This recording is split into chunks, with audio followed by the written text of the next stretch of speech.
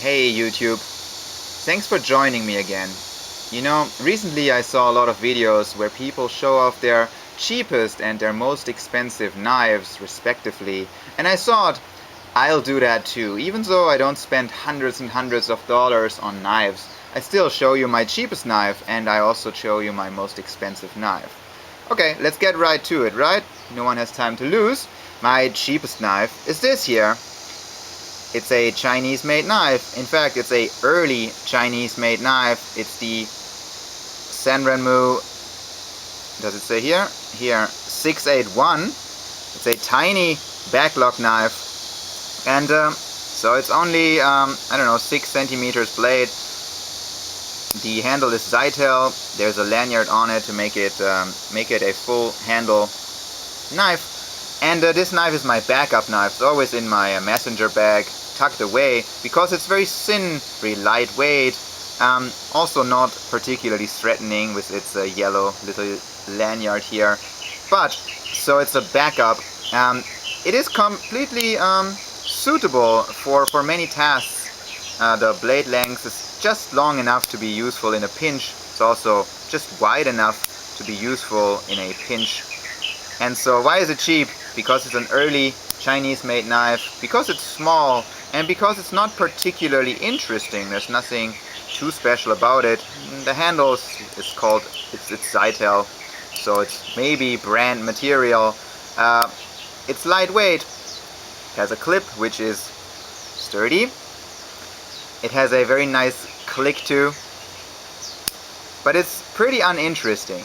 That's what makes it a cheap knife. But I can't say that there's anything at fault with this knife. I'm completely happy with what it offers and what it does for me.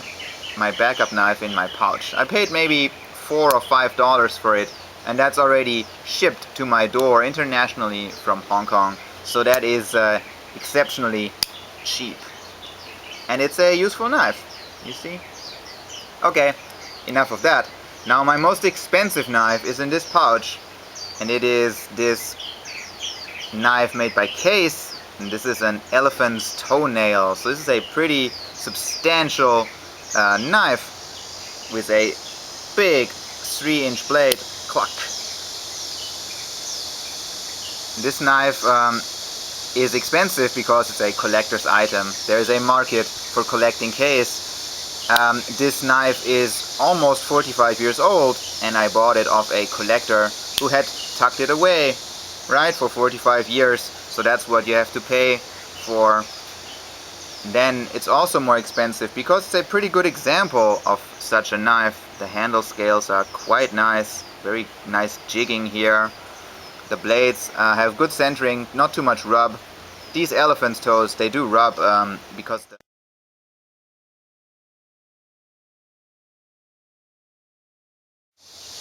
sorry for that, my battery just died. So as I was saying, a knife like this is more expensive because it's old, it's a collector's item, there's a market for it. And I spent well over $100 for it, but would I spend it again on this particular knife?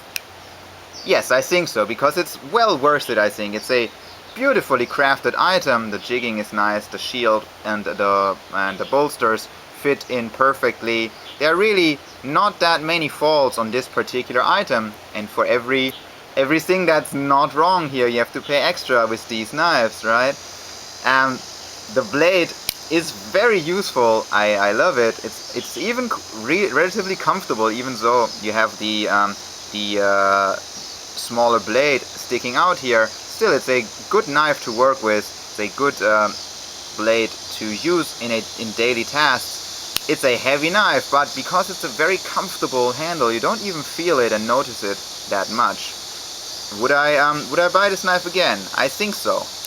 Now maybe the collector that I bought it from would be upset that I put a patina on this knife, even though Case knives are supposed to have a patina. But maybe, you know, this kind of pattern isn't for everyone.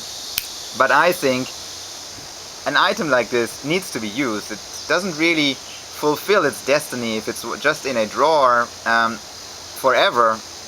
At one point in time, someone has to come and use it. Well, and that someone who bought the right to do so, that someone is I.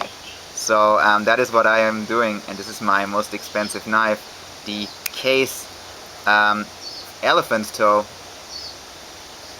I think this the length here is 4 inches 3/8. So there are different sizes for this. This is one of the larger ones still, even though this is already a large pattern. So yeah, I hope you find that interesting. Click, here it is again, the most expensive knife, and then the tiny SanRenMu in front of it, which is the cheapest knife that I own. This is a $4 or $5 knife, and this is a well beyond $100 knife.